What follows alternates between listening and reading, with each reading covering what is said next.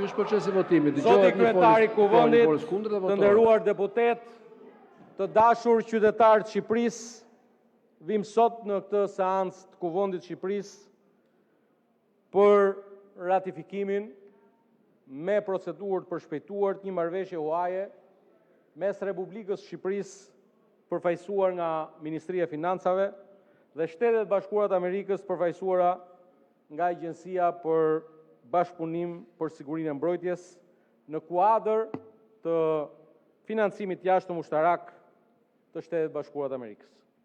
Zonja e Zotrinj, dashur qytetarë shqiptar, kjo është një marrëveshje historike për Shqipërinë. Një marrëveshje me një rëndësi të veçantë për sigurinë kombëtare të vendit, një marrëveshje që konfirmon fuqishëm marrëdhëniet e shkëlqyera të Shqipërisë me aleatin e saj të madh, Shtetet e Bashkuara të Amerikës. Kjo është një marrëveshje që shkon përtej termave financiar.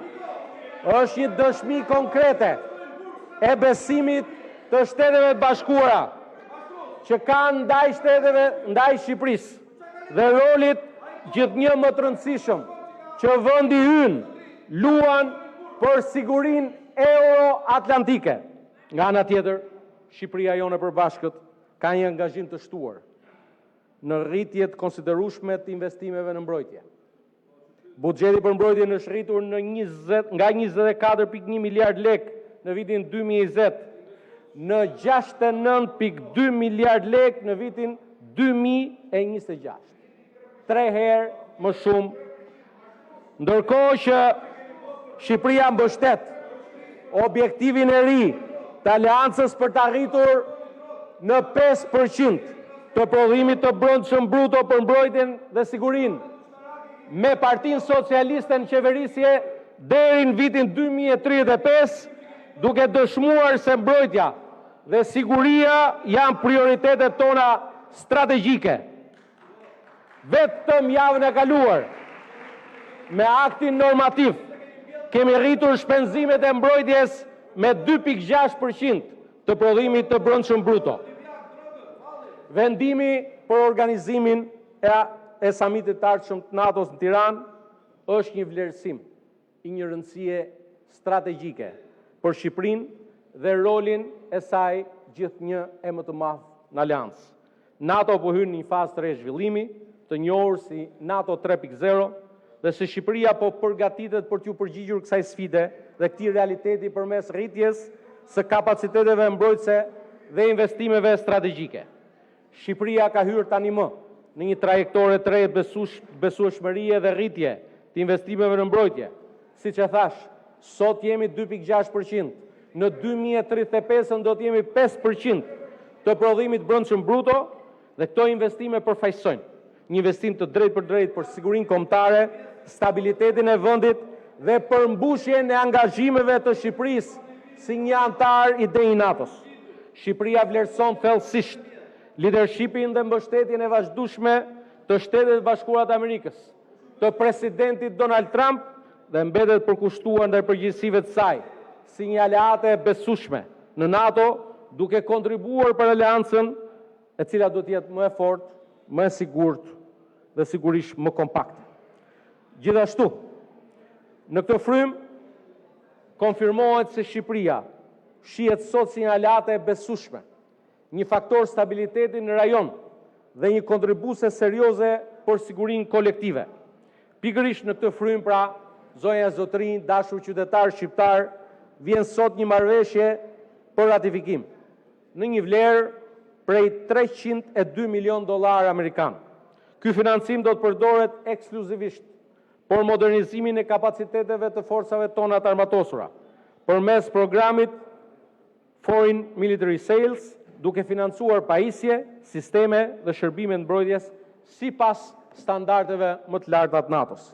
Po kaq të rëndësishme janë dhe garancitë që ofron kjo marrëveshje për partnerin e Shtetet Bashkuara të Amerikës, Shqipërinë tonë përbashkët. Financimi do të disbursohet gradualisht, vetëm sipas nevojave konkrete të Ministrisë së Mbrojtjes dhe pas miratimit të kontratave nga autoritetet amerikane. Shqipëria do të ketë 48 muaj për të angazhuar fondet e projektet e modernizimit. Kredia ka një afat maksimal shlyrje deri në 12 vjet, me mundësi periudhe grejs deri në 1 vit. Marrëveshja jep Shqipërisë të drejtën të kryej para pagime, penalitete duke ruajtur fleksibilitetin në administrimin e borxhit publik. Çdo përdorim i fondeve do të miratohet dhe monitorohet nga Agjencia Amerikane për Bashkëpunimin në Sigurinë e Mbrojtjes, duke garantuar transparencë të plotë për përdorimin e kësaj kredie. Zonja e zotërinj deputet, dashur qytetar shqiptar, motra dhe vëllezër, nga këndvështrimi i financave publike, kjo është një marrëveshje ndërtuar mbi parime të plota të përgjegjshmërisë fiskale. Disbursimi realizohet vetëm sipas nevojave konkrete.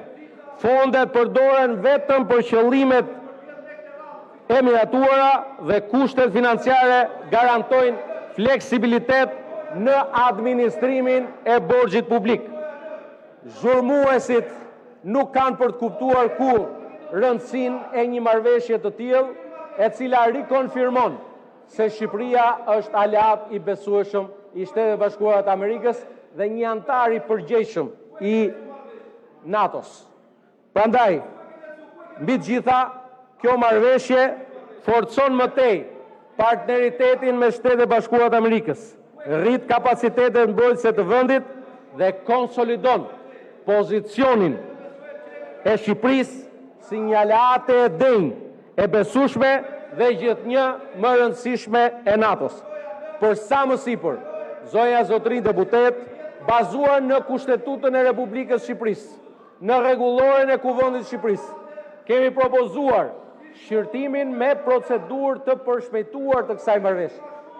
Arsyeja pse kërkojmë këtë procedurë përshpejtuar është për nevojën urgjente që Shqipëria të përfitojë sa më shpejt jetë e mundur nga kjo marrëveshje, nga dhe të fillojë me njëherë disbursimi i fondeve të vëna në dispozicion. Drejtje për zotin Balliu. Ju lutem, lejoni pas rregullores kolegun të përfundojë fjalën. Sorat dhe korbat le të vazhdojnë të tasin. Shqiponja bashkë me flamingot do të vazhdojnë të punojnë për Shqipërinë. Faleminderit.